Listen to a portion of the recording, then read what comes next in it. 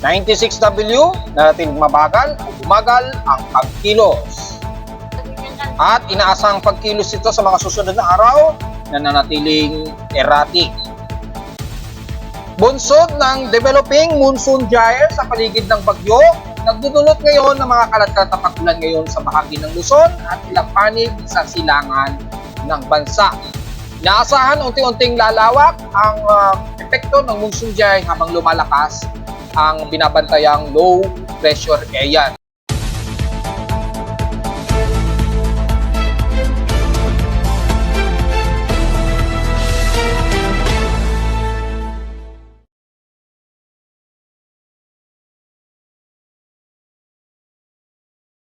Hello, good morning mga folks. Welcome po muli sa ating daily weather bulletin at analysis para sa araw ng Linggo, October 20, 2024. Ang oras nating boss ay maga ay alas 11:42 na ng magtatanghaling tapat. Localized thunderstorms at matitinding mga pag-ulan ngayon ang intu-inting nararanasan sa extreme northeastern Luzon. Mula pa kagabi, nakaranas sila ng more than 1,000 lightning strike dyan. Kaya hopefully walang tinamaan ng kidlat dyan sa bahagi ng Isabela at ilang baybayin sa Cagayan Valley ha. Dahil kagabi, grabe ang mga lightning strikes. At ngayon ay nakakaranas ngayon sila ng mga kalat-kalat na pag-ulan na may pagkilat at pagkulog. Base na rin sa ating Doppler radar imagery, pakitang nakakaranas ng moderate and heavy rain showers ang bahagi nga po ng Palanan, Isabela at Kasiguran, Aurora. At inaasahang magpapang-abot sa ilang baybayin ng Tuguegarao o bahagi ng Cagayan Valley and the rest ng Cagayan sa may Santa Ana. Ingat po sa posibleng pagbaha at asahan din ang mga pagkidlat, kaya ingat po sa mga tuloy-tuloy na pagkulog at pagkidlat dyan. Asahan din umaabot sa may bandang Kasiguran pababa ng Balen, Aurora ang nakakaranas ngayon ng pag-ulan at ayon na rin sa ating Doppler radar imagery. Inaasahan din, madadamay ang ilang parte sa Metro Manila ngayong maghapon. At base sa ating lightning strikes, as of 10:40 AM, nasa mahigit 140 lightning strikes ngayon. To be exact, 141 lightning strikes po ang umiral, mostly sa may bandang Palawan at extreme Northern Luzon, kabilang natin sa may silangang bahagi ng Lolo Luzon, sa may bandang Isabela at Cagayan Valley. Sa current conditions, overcast gloomy tayo, medyo haze dahil medyo may thermal inversion tayo. At mostly cloudy ang umiiral ngayong magtatanghali dito sa amin sa Caloocan. So medyo makulimlim at medyo haze ang umiiral base na rin sa ating live CCTV snapshots. Dahil sa magkakaroon tayo ng bagyo, hanggat may makakasilip pa kayo sa kometa, ay tuloy-tuloy nyo na pong kuhanan dahil nitong darating na buong linggong ito, asahan na magiging mas maulap tayo dahil nga na po sa pagpasok o papasok nitong bagyong si Pre-Christine. At dahil sa ating current conditions, madalas magiging gloomy na naman tayo this coming weekdays. Sa lowest temperature na tala na aking weather station, kanina ng 5:47 AM, nakapagtala kami ng lowest of 25.6 degrees Celsius. 31 degrees Celsius lamang ang pinakamataas na air temperature na namin naitala sa amin sa Caloocan kahapon base sa aking weather station, kahapon ito ng hapon at 3:25 PM. Sa madaling salita, mababa ang heat index namin na nasa 39.9 degrees Celsius lamang, bagamat nasa pasok pa rin ito sa may bandang yellow danger level, pero sa amin sa Caloocan may tuturing na comfortable na po ito sa amin. Huwag lang umaabot ng 45 degrees pataas. At kung pagbabasay naman natin ang TH16 in past 24 hours, nangunguna naman sa may Davao City Airport na nasa 35.1 degrees Celsius ang kanilang alinsangan since kahapon. Sa Baguio City naman, nanatiling 18 degrees Celsius ang pinakmababang temperatura sa kanila. So medyo bahagyang tumaas ng konti ang temperatura sa Baguio. At sa Inola naman, ang Alabat, dyan sa may part ng Quezon ay nakapagtala sila ng moderate and heavy rain total of 47 millimeters rainfall. Dito sa amin sa Caloocan, drizzle rains lamang inabot na 0.9 mm lamang ang inulan. So, drizzle rains lamang. At sa ating outside humidity, 72%. So, katamtaman po ang ating temperatura, ating outside humidity rather. Pagka 73% lamang, bumaba ito na 1% since last hour. Natiling nasa around 1,009 hectopascal sa atmospheric pressure natin at mabagal itong bumababa since last hour. At kasalukuyan meron pa rin tayong aktibong space weather status Bagamat na-report ko na po ito, inaasahan unsettled to active ang inaasahan natin ngayong araw na geomagnetic field. So mga minor lamang na forward pole ang asahan na naman at mga ilang minor fluctuations ng mga electrical grids. Huwag lamang siyang tumaas mula sa pinaka-active na geomagnetic field. Sa ating namang high tide, low tide status, mag-high tide pa lamang, may 2 hours and 26 minutes pa. Bagamat mag-high tide ay medyo maalon po at may gale warning po sa may bahagi po ng Northern Luzon sa baybayin. Kung pagbabasa natin yung significant wave height gamit ang ating tropical cyclone assessment monitoring ay napakataas po ang pag-alon sa Northern Luzon. Ayan, umaabot po ng 1.25 meters ang taas at sa susunod na 24 oras, posible pang umabot sa 2.5 meters. Kaya dyan sa bahagi nga po ng Northern Luzon hanggang bukas po, habang lumalakas po yung trough ng low pressure area dyan, ay kumaari wag mo nang pumalaot ang mga malilit nating mangingisda dahil delikado po at lumalakas na rin po ang gale force winds sa paligid na niyan. 1.25 to 2.5 meters hanggang sa susunod na 24 oras ang aasahan at unti-unti yan for the next 24 hours ay asahan tataas na rin ang alon dyan sa bahagi nga po ng silangan ng Luzon hanggang Bicol region area. Umaabot na rin sa may bandang kanluran sa extreme northwestern Luzon ang pagtaas ng alon, so medyo delikado po. Kasabay na rin ng dumadaloy na northeasterly surface wind flow dyan. So nasa na maghahalo po ang pwersa ng gale warning o gale force winds dyan, kasabay ng pagtaas ng alon, so medyo delikado po. Medyo safe pa naman sa may bandang Visayas at Mindanao area, pero sa may bandang Silangan, medyo worry na lamang po dahil may mga asan pa rin tayong mahangin at may mga minsan-minsang pagbuso ng gale wind dahil nga po sa lumalakas na po na monsoon gyre sa paligid, yan sa may Silangan, na nagbubusod ng development ng high circulation wind ng gyre wind o monsoon gyre. So dahil nagde-develop na po habang lumalakas yung ating bagyo na binabantayan habang papalapit sa boundary ng PAR, kaya hanggang sa susunod ng araw, unti-unti lalakas po yung environmental searing dulot po ng monsoon gyre. So be ready na lamang lahat ng silangang bahagi naman sa unti-unting tataas po ang pag-alon dyan. Sa ating latest thunderstorm advisory mula sa data feed ni Pag-asa, makikita nasa moderate to heavy rain showers daw ang aasahan dyan sa Camarines Sur, mula Siruna hanggang Goa, so kasama ang Lagonoy. Catanduanes naman ang bandang San Andres, San Miguel at Vera Catanduanes. Inaasahan daw sa loob ng 2 oras, maapektuhan ng mga pagkalat-kat at ulan na may ilang mga moderate and some heavy rain showers. So ingat po mga folks. Samantala sa ating almanac, sumikat ang haring araw kaninang 5:48 AM at lulubog naman ito mamayang 5:33 PM.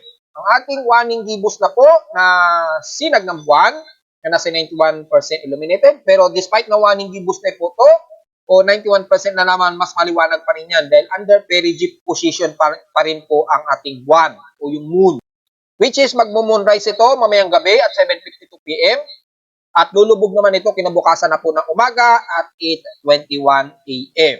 At sa ating local weather outlook para ngayong linggo hanggang bukas na po yan ng Monday, asahan ng partly cloudy ang maghapon, localized thunderstorms pa rin at asahan ang mga tsansa ng pag-ulan, 87 to 90% chance daw ngayong araw. Bukas ng Lunes, ganun din ang kagaya ngayong araw, pero nasa 45 to 50% ang tsansa ng uulanin dito sa amin sa Caloocan o sa iba't ibang bahagi ng Metro Manila. Highest and lowest temperature expected 33 to 34 degrees Celsius and lowest temperature expected 26 to 27 degrees Celsius. Anyway, sa ating BC short-term weather forecast hanggang this coming week, magiging mas masungit o hindi naman mas masungit, mas magiging maulan po o overcast. Kung halos buong linggo natin nitong darating na linggo, so lagi pong maghanda ng pananggalang sa ulan dahil magiging mas madalas na tayo uulanin nitong this coming weekdays. Dahil nga po sa lalawak po ang monsoon gyre na mahahatak nitong bagyong ito kasabay ng steering environment. So maapektuhan po ang bahagi ng bansa natin, yung sirkulasyon na yan kasabay pa ng northeasterly surface wind po na palalakasin lalo nito. So dahil dyan, magiging mas maulan ang ating dadating na linggo. So, diretso agad tayo sa ating ginagamit na satellite imagery. Makikita natin sa infrared rainbow combination ang malawak at napakalawak na po na monsoon trough na ito na nahahatak na ito mula sa katimugang bahagi ng Mindanao.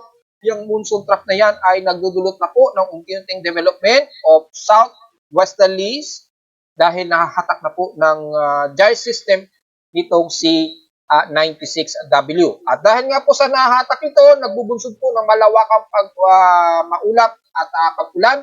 Maapektuhan na ngayon ang bahagi ng kaluran ng silangan ng bahagi ng bansa. Mula din sa bandang northeastern Luzon, ayan, kitang-kita naman po natin, kung zoom in pa natin, at makikita ay nakakaranas kayo ng moderate and heavy rain showers. Ang bahagi na ito ng Cagayan Valley mula Santa Ana, Cagayan, hanggang Isabela. Damay na ang bahagi ng Kawayan City, pababa ng Kasiguran, Aurora, at the rest ng Quezon Province. Makakaranas na kayo ng mga kalat-kalat at unti-unting isolated rain showers. Damay na ilang bahagi ng Apari, Cordillera Administrative Region. Bagamat medyo maulap lamang at gloomy ang bahagi ng Ilocos Norte, pababa ng Lawag, Bigan, hanggang dyan sa may kasama na ang Benguet, San Fernando La Union, at bandang Dagupan. Asahan din sa maghapon ay magiging overcast and gloomy rin tayo dyan at expected ang mga unti-unting makulimlim at kalat-kalat na pag-ulan. Chansan niya na aabot sa heavy rain, maaaring around 40% chance, kabilang na ang Pangasinan at the rest ng kalurang bahagi nga po ng Zambales. Bagamat dito sa may bandang Zambales, medyo moderate pa ang weather system sila dyan, pero habang nagtatabas ang kaulapan na ito sa may silangan, ay unti-unting magiging gloomy rin tayo dyan kasama na ang Central Luzon, pababa ng Pampanga Region, Central Luzon, mula Cabanatuan, Gapan, hanggang sa bahagi nga po ng Bulacan, at hanggang Metro Manila na po yan. So magiging gloomy at overcast tayo. Sa ngayon, mataas lamang ang mga pag-ulan sa nabanggit natin sa may hilagang silangan ng Northern Luzon, dyan sa may bandang Santa Ana, pababa ng Tugigaraw, hanggang Kasiguran, Aurora. Mula naman sa bahagi ng Calabarzon, magiging overcast and gloomy rin tayo, maulap. Pasulpot-sulpot lamang na medyo liliwanag ang sikat ng araw, pero maya-maya magiging makulimlim din anytime magkakaroon po ng mga isolated rain showers.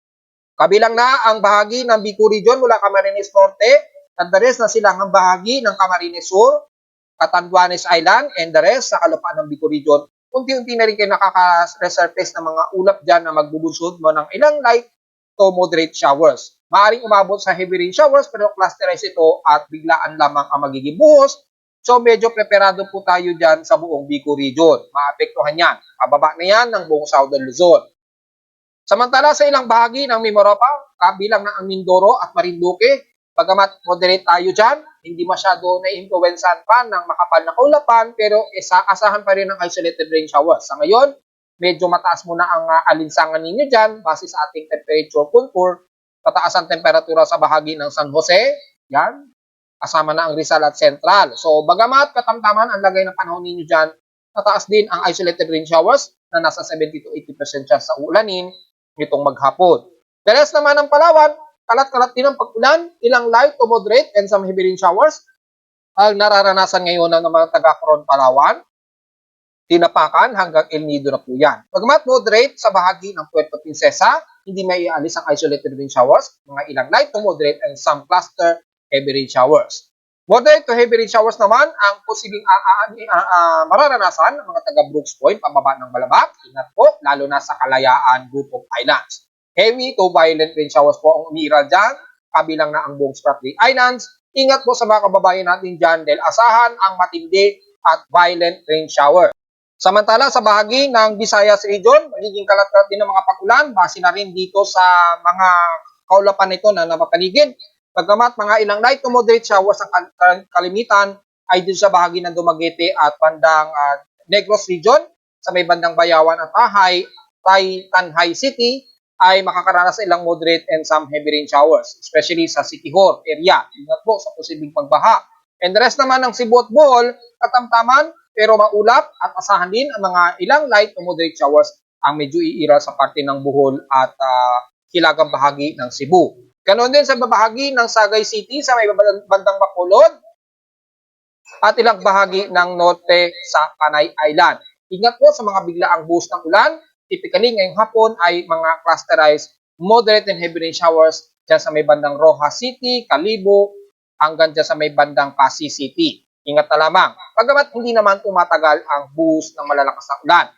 Sa may silangan naman ng Leyte hanggang Eastern Samar Region, mostly gloomy tayo dyan. So expected ang mga biglang kalat-kalat at mga biglang localized thunderstorms, especially sa may bandang dulo ng Palapag sa Northern Samar area. Matatamay ang ilang bahagi ng Katarman, pababa na yan ang eastern part ng Dolores, Borongan hanggang Gian, Eastern Samar. Sa nalabing kalupaan ng bandang Samar, dito sa may bandang silangang kanlurang bahagi ng Calbayog City hanggang dito sa may bandang Calbiga, asahan din ang gloomy at mga isolated rain showers ang inaasahan nating mga pag-ulan. Ganon din mula sa bahagi ng Tacloban hanggang Ormoc, magiging maulap din po tayo dyan. Asahan ng isolated rain showers and localized thunderstorms. Sa bandang huli naman, ang bahagi ng Zamboanga Peninsula sa may Mindanao, sa Kanluran, asahan din ang mga kalat-kalat na pag-ulan na may pagkilat at pagkulog base na rin sa ating heavy rain potential na nakikitaan natin dito, yung makapal na heavy rain potential pagitan ng Dipolog City at the rest ng Zamboanga del Norte ay asahan ng mga moderate na heavy rain showers, pero clusterized po at kalat-kalat naman ang umiiral dito ang mga pagkalat ng pag-ulan. Kabilang na isla ng Basilan at Ulusulo, may mga ilang moderate and heavy rain showers din po tayo dyan, lalo na sa katimungkang parte ng Mindanao dahil asahan ang malawak na southwesterly wind flow na nahahatak dito unti-unti. Yung southwesterly na yan, magdadala po ng mga ilang moderate at bugso ang heavy rain showers to violent ang ilang bahagi ng Davao Region, lalo na sa bahagi ng Sorsogen, mula Cotabato sa may Maguindanao, Coronadal, Kidapawan, hanggang General Santos City. Dadaloy po dyan o dadaan ang bahagi ng southwesterly wind flow. Kaya magbuhusod po kayo ng mga kalat-kalat na ilang moderate and some heavy rain showers. Damay na po ang bahagi ng Davao Oriental, Davao de Oro at Davao del Norte area. Nalalabi naman sa norte ng Mindanao mula Cagayan de Oro, Iligan, Butuan hanggang Surigao del Norte, magiging maulap din po kayo dyan sa asahan ng mga isolated at scattered rain showers, mostly mga ilang moderate and some heavy rain showers, lalo na't nararamdaman ngayon sa may bahagi nga po ng Ginuog, Butuan at Cabadbaran City. Dito naman sa may silangan ng Mindanao mula Cantilan at Caraga area, San Francisco, pababa ng Hinatuan hanggang Moncayo, asahan ang magiging maulap po kayo madalas dyan, magiging mas makulimlim, so asahan ng mga ilang light o moderate showers at maaring magkaroon ng biglaang buhos ng heavy rain showers habang nagtatrabaho sa mga ulapan na ito, bunsod po ng monsoon gyre system. Yung monsoon gyre system na yan, habang nagsisirculate paikot, itong sirkulasyon ng hangin nito na magdadala ng mga kaulapan. Habang dadaan dito yun sa may silangan ng bansa, asahan ang mga biglaang buhos ng ulan. Diretso agad tayo sa ating ginagamit ng computer-generated tropical cyclone sector. Bagamat dito ay nanatiling high level o high status of low pressure area itong si Invest 96W. Pero sa Japan Meteorological Agency ay tinuring na itong tropical depression. And as of 12:15 PM ngayong tanghali ay ang kanyang central air pressure niya ay nasa 1,004 hectopascals pa rin. Maximum wind speed na natiling 37 km per hour at bugsong umabot ng 46 km per hour. So kung sa 10-minute average na sinusunod natin, na natiling low pressure area pa lang talaga ito at 27 km per hour at bugsong umabot ng 34 km per hour. Napakabagal ang pagkilos niya ngayon pa westward o northwestward sa bilis na 7 km an hour. So napakabagal ang pagkilos niya. At dahil napakabagal po ang pagkilos nitong si Pre-Christine, kung papasok ito ng ating boundary, ay inaasahan na magbubunsod pa ito o magkakaroon pa siya ng makakapagpaipon pa siya ng lakas. Dahil kasi balanse ang temperatura sa dagat dyan, naglalaro sa 28 to 30 degrees Celsius ang temperatura ng sea surface temperature. So medyo mas malamig ng bahagya. Kaya magre-rely siya sa pagtagal niya ng pagtambay dyan sa karagatan na yan para ito ay magkakaroon pa siya ng recharging at mas lumakas. At dahil sa bunsod na rin ng malawakang monsoon gyre system na nasa paligid niya, makikita ninyo ngayon yung lawak ng monsoon gyre system. Yan. At ito yung pinaka-circulatory ng kanyang storm circulation. So dahil sa malawak po yung environmental steering niya, ay nagkakaroon siya ng slowly upward low convection sa mga susunod na araw pa. So, dahil malawak, medyo mabagal yung pag-enhancement niya. At hindi masyado stiff yung kanyang upward low convection, Kaya sumasabay yung steering environment sa kanyang paglakas. Medyo nabibigatan pa siya. Pero habang ito ay nag-iiba yung lakas, unti-unti namang nahahatak ang mga southwesterlies inflow dito sa ilalim, which is nabanggit natin kanina na nagbubusod nga po ng mga pag-ulan sa bahagi nga po ito ng Mindanao. At lumalakas po yan, kabilang na sa silangang bahagi ng bansa natin, especially sa northeastern Luzon. At dahil sa lumalakas ng yan at kumikilos pa kanluran, inaasahan pa na ito ay magkakaroon ng intensification. At sa mga empirical forecast na lumalabas, ay posible itong umabot ng severe tropical storm to typhoon category within 108 hours po. Yan ay extended forecast lamang. So, maaring hindi mangyari yan na aabot sa severe tropical storm or umabot pa ng typhoon category. So, uncertain pa yung finality niyan. Pero kung pagbabasya naman natin ang tropical cyclone top combination, makikitang pa northwestward o west-northwestward ang kinikilos niya. Yung uncertain range ay malawak pa po. Yan, yung square na yan. Palawanan ko na po yan ng mga nakaraang buwan. Anong ibig sabihin niyan? Which is ginagamit yan ng Joint Typhoon Weather Center. Kapag square kasi, ibig sabihin yan yung range of uncertainty o yung tinatawag nating cone of probability. At ito namang linya sa gitna, napaliwanag na rin natin yan. Ito yung ina-expect na projection niya o yung magiging initial na kilos niya. West-northwestward. Tapos yung cone of uncertainty, malawak. So, ibig sabihin lamang, within dyan sa range na yan, ay maaring gumalaw siya o kumilos. Pwede rito, or pwede rito. So, naintindihin na po natin ang ibig sabihin niya. So, ganyan pong ibig sabihin niyan kapag ka naka-square siya. Hindi pa siya bilog, meaning napakalawak pa ng kanyang uncertainty. At dahil malawak pang uncertainty, marami pang pagkakataon na magbabago pa yung kanyang ensemble forecast niyan at yung magiging initial na pagkilo. So, hindi tayo makapagbibigay ng 100% pa na conclusive na magiging finality ng track nito. Dahil nga po, within 108 hours o banda dito sa may bandang silangan ng Luzon, ng Northern Luzon, dito magkakaroon siya ng decision. Kung susunod siya sa second scenario, ito yung ginawa ko ng second scenario, at yung magiging first scenario, which is dadalihin niya po ang Northern Luzon. So at least alin man ang masunod sa dalawang scenario na yan, maging preparado pa rin po tayo. Dahil kahit hindi man yan tumama, yung lawak na kaulapan na magiging dala niya ay magbubunsod naman ng mga malawakang pag-ulan na magbubunsod po ng malawakang pagbaha sa bahagi ng Northern Luzon, kabilang na ang Metro Manila at Southern Luzon ha. Then napakalawak po ng magiging wind circulation niya. Base na rin sa ating float o satellite imagery, napakalawak ng kanyang convection. Yung circulated upper low niya, napakalawak. Mula doon sa pinakasentro niya, ito yung pinakasentro niya. And then yung kanyang outer rain band, napakalawak. So, kapag lumakas yan, alam nyo na po, kahit man lang lumihis yan, hindi yan tumirekta o maglandfall, ay maapektuhan pa rin po ang bahagi nga po ng Luzon. So either way, maging preparado pa rin po tayo.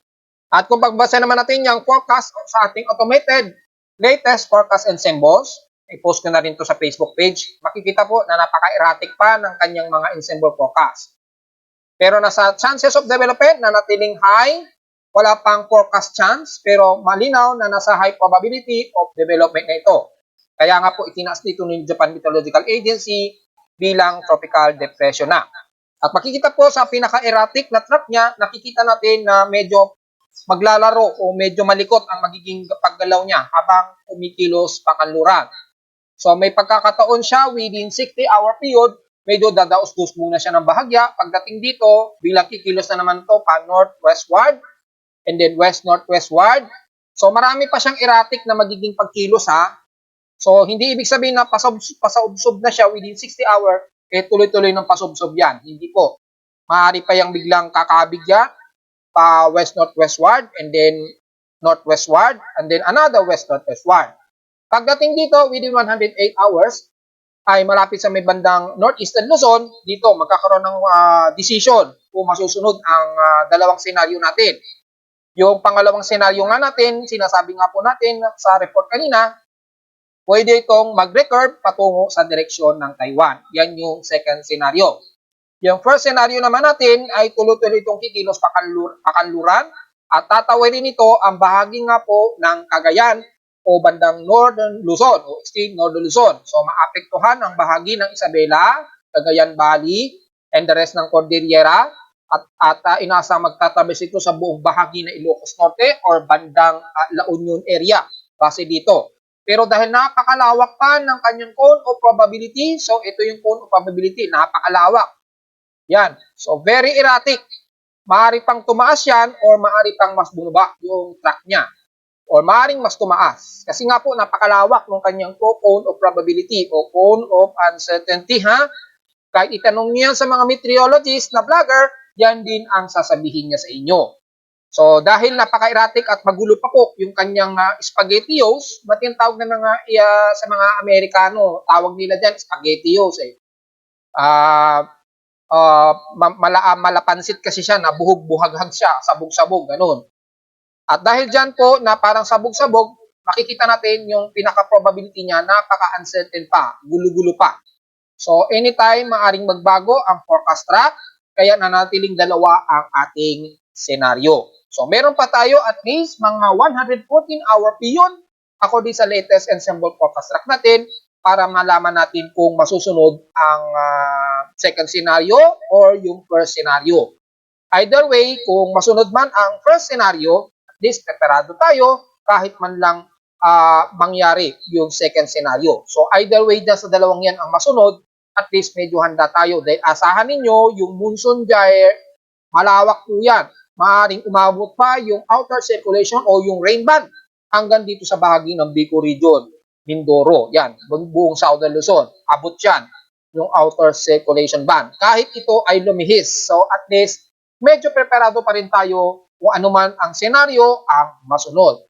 So, yun po ang maliwanag dyan mga folks ha. Pero yung kanyang initial track na magiging mean track ay wala pang masyadong ipinapakita dahil nga po napaka-erratic pa ng ikinikilos ni 96 of Pre-Christine sa ating local name, oras na tumungtong ito sa ating Philippine Area of Responsibility. Na nagtatanong palagi kailan daw ito papasok. Well, base sa ating ensemble track, ayun, makikita nyo naman dito eh. Ayun, may 30. Ibig sabihin yan yung oras. Within 30 hours or between 36 hours. So, between 32-hour period. So, makikita ninyo, madali nyo naman makita kasi yan na nga po, sinipepe ko na nga po eh. Automatic, malalaman na ninyo. Within 30 to 36 hours. So, ibig sabihin, maaaring 33, within 33 hours or 35 hours or 34 hours. Or kung mas mabilis ang magiging kilos niya, mas iikli ang oras within 24 hours. Base yan sa ensemble forecast. So, mga within 24 to 35 hours, inaasang papasok ito ng ating Philippine Area of Responsibility. Ganon po ang pag-aanalisa ng forecast na yan, ang paggamit ng ensemble forecast. Hindi yung basta magsasabi lang ng hindi pa natin nakukumpirma sa mga empirical forecast. At least dito sa ating automated forecast system, mas madali na nilang nalalaman yung oras, yung approximate hour na maaaring pumasok ito ng power or lumakas or anumang expected na arrival niya sa kalupaan ng bansa, madali na po nating napipinpoint dyan. At yung severity, yung intensification niya, mas madali na rin natin na-identify base sa kulay niya at yung chances of development. Madali na nating nalalaman yan. Lalo na po ako ang inyong lingkod. So, yan po, ginawa ko po talaga yan para mas madali ko po maiuulat sa inyo ng mas madali at mas real time yung magiging actual natin ng pagbabalita. Hindi lamang yung basta lang tayo nagbabalita na wala po tayong basihan. So, yun po, sa mga nagtatanong, within 24 to 35 hour period, naasang papasok ito ng Philippine Area of Responsibility. Kailan daw po tatama ito sa lupa? Well, kung masusunod po yung forecast track na ito ng first scenario, inaasahan natin within 140 to 150 hour po. So, approximate yan, ahead of time, baka mga bago siguro mag-Friday next week ang expected na maglalandfall yan. Kung masunod po ang first scenario natin. Pero kung second scenario masunod, mukhang walang landfall na magaganap. Just in case. So, kung lalandfall siya, masunod ang first scenario, expected mga before Friday po. Baka siguro mga Thursday o around Friday, ina-expect na yan na nasa baybayin nito ng Cagayan. So, yun po ang ating forecast kung kailan ang posible nitong maglandfall sa Northern Luzon, just in case. So yun po ang latest analysis natin para sa binabantay nating si Pre Christine. Maghanda po ang lahat dahil maaring mangyari ang unang senaryo na ating inanalyze kani-kanina lamang. Ngayon, kung sisilipin naman natin ang Tropical Cyclone Assessment Monitoring para sa mga iba't ibang empirical na mga computer models, dito kasi is maraming mga kumakalat eh. At least tayo dito, actual nating napapaliwanag. Base sa ating Global Spectral Model, pinapakita dito sa data feed ni Japan Meteorological Agency, ito ay nasunod po ang second scenario. Lalapit ito sa may bandang silangan ng Nodo Luzon and then lilihis ito patungo sa direksyon ng Taiwan or ng Okinawa Islands. Ayan o. So, hindi nakikitaan dito na magkakaroon ng landfall scenario. So, ang nangyari po, pagkapasok niya ng car, pagsapit ng bandang October 24 o October 25, bigla itong lilihis. Kikilos ito papuntang Taiwan or ng Okinawa Island. So, hindi nasunod yung first scenario. Ang nasunod dito, ayon kay Global Spectral Model ng Japan Meteorological Agency, nasunod po ang second scenario. So, hindi ito tumama sa kalupaan ng bansa. Medyo lilihis ito sa silangan ng Northern Luzon. Ayun, oh. Pero yung outer rain band, abot sa atin. Yan, oh, masungit pa rin na panahon ang mararamdaman natin. Malakas ang higop niya sa southwesterlies inflow, kasabay ng northeasterlies wind flow na sinasabay ng monsoon gyre. Magiging maulan po ang halos buong Southern Luzon hanggang Northern Luzon. Maapektuhan din ang bahagi ng Visayas dahil sa hatak ito ng southwesterlies o yung monsoon trap dito aabot sa may bandang Visayas. So maulan ang magiging mararanasan natin kahit hindi ito tumama ng rekta sa bansa. Kung babasahin naman natin ang mean sea level pressure, malalaman natin kung aabot ito ng typhoon category. According sa ating Global Spectral Model, maabot siya ng severe tropical storm. Yan, halos severe tropical storm. Yan, oh. So may maliit na porsyento o around 48% na umabot ito sa typhoon category by October 24 to 25. So halos Friday na nga, next Friday. Dito magkakaalaman kung aabot pa talaga sa typhoon category. Sa ngayon, hanggang severe tropical storm ang ipinapakita ng ating Global Spectral Model.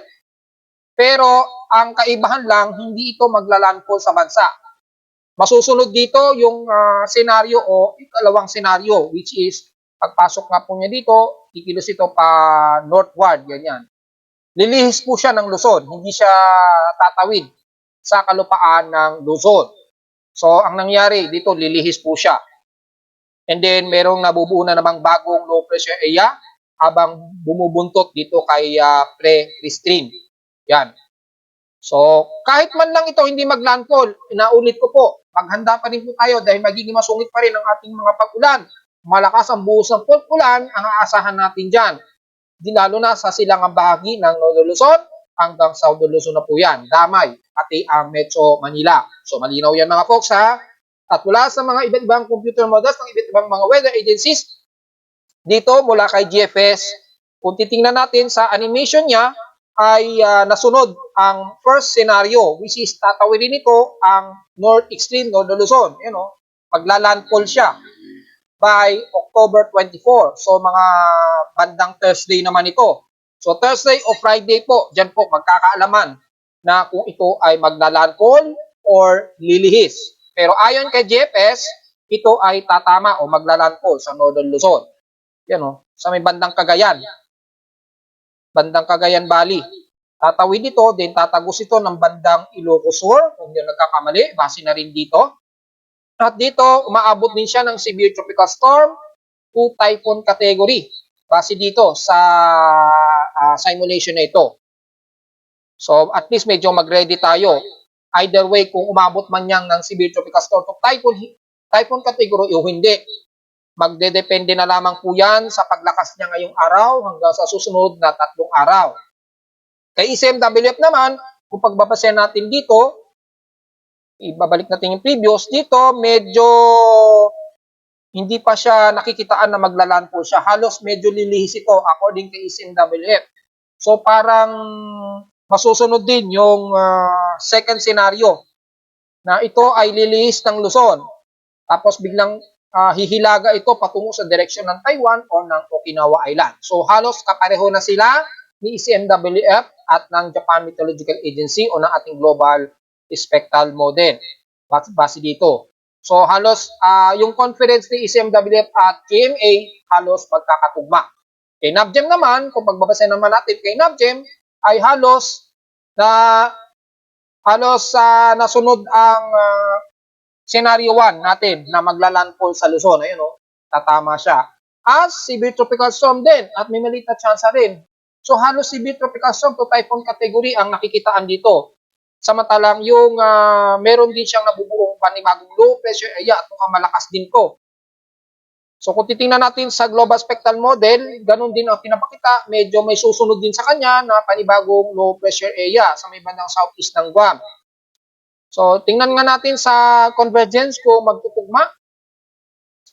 Wala pang data. So, mag-update na lang po tayo sa Facebook page kung may latest tayong convergence para dito sa kasunod ni 96W or pre-97W. Kung sakaling mangyari yan, ha? Sa ngayon, ang tinututukan muna natin itong si Pre-Christine.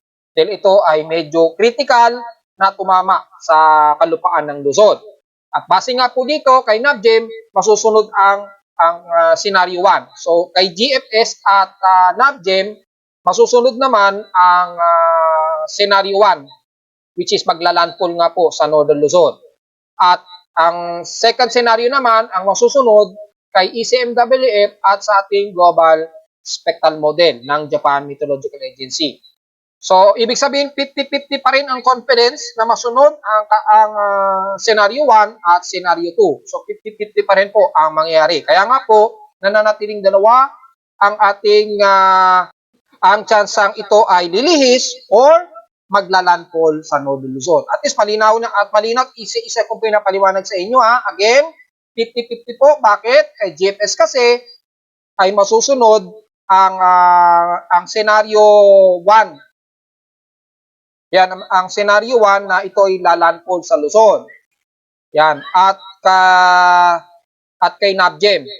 Yan, si GFS at NABGEM masusunod ang scenario 1 at kay ECMWF at Japan Meteorological Agency masusunod naman ang scenario 2, which is lilihis po ng Luzon, ng Northern Luzon. So at least meron na tayong analysis na manatiling dalawa ang ating magiging senaryo. Malinaw yan mga folks, ha, kaya manatili natin itong babantayan time to time mga folks. So sa ulan lindol, so far wala naman tayong bago na namamataan dito na medyo malakas-lakas sa mga pagyanig. Mga minimum o minor lamang ang pagyanig na nadedetect ng aking aparato sa Caloocan. So diretso agad tayo sa data feed mula kay P-Box. Wala kaninang 12 o'clock AM, so far mukhang wala naman tayong namamataan dito na magnitude 4 ngayong tanghali. Hanggang sa kasalukuyang nagre-report tayo, wala naman tayong namataan na magnitude 4 pataas. Puro mga minor earthquakes ang namamataan natin dito. So, diretso agad tayo sa ating historical earthquake data. Kung ilan na ang total earthquakes natin ngayong araw for the month of October. At kung sisilipin natin ang month of October 2024, yan. Nasa total of 680 na po ang ating total earthquakes. 638 dito is magnitude 2.0 pataas. At balik sa 40, yung magnitude 4.0 natin. Bakit kaya? Ano yung dinigrade ni P-Box na naman? Kahapon kasi yung magnitude 4.0 pataas kasi natin, 41 po ang total niyan. So meron siyang isa na lindol na dinigrade. Yan ba yung kahapon? Ito kaya yon yung nireport natin kahapon na pagyanig na may magnitude 4.6 na lindol, kung na nagkakamali. So, medyo dinigrade nila sa magnitude 3.0 pataas, magnitude 2.0 pataas. Kasi bumalik sa 40. So, well, ano man po ang nangyari, kung bakit dinigrade ito ni P-Box, malinaw na at least nagbabago rin kagad yung ating latest data. Kaya nga po, araw-araw tayo nagre-report para nalalaman natin na kung ano yung mga biglaang binabago ni P-Box. Kasi bigla nilang binabago eh. Halimbawa, kahapon, magnitude 6 yung lindol doon sa specific area. Kinabukasan o nitong buong maghapon, bigla na lamang nila itong dinidegrade na hindi nalalaman sa media o hindi na ire-report tuloy ng media. So akalain tuloy, magnitude 6 yun. Hindi natin alam na magnitude 5 na pala, dinigrade na pala ni PBOX. At least sa ating pag-uulat araw-araw sa lagay ng ating mga paglindol sa bansa, at least nalalaman natin na biglang nagbabago pala yung mga data at binabago yun ni PBOX. At least maganda yung ating assessment monitoring para sa historical earthquakes araw-araw at nalalaman po natin. So anyways, yung magnitude 4.0 natin, bumalik sa total of 40 ang ating magnitude 4.0 pataas, na dapat sana 41 na yan. At nanatiling isa ang ating magnitude 5.0, which is dinigrade din yan. Dapat dalawa yung magnitude 5 eh. Ginawang magnitude 4.8 o 4.7, kaya balik sa 1 na naman. At nanatiling isa ang ating magnitude 6.0 pataas na. So far, wala naman tayong naitalang mas malakas na pagyanig. At narito naman ating created develop forecast para sa araw ng Linggo, October 20, 2024.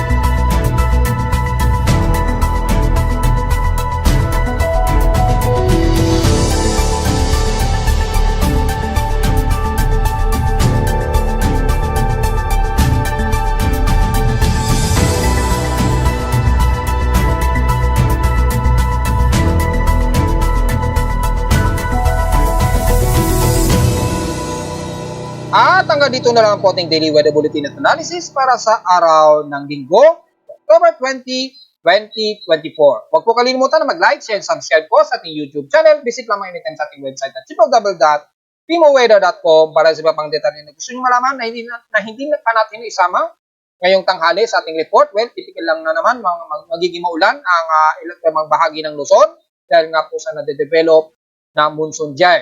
At visit lamang sa ating website para sa gusto malaman ng dynamic events at mga real-time na data mula sa ating aparato sa Caloocan at sa data feeds mula sa iba't ibang weather agencies. Maraming salamat po mga folks at magandang tanghali po sa ating lahat.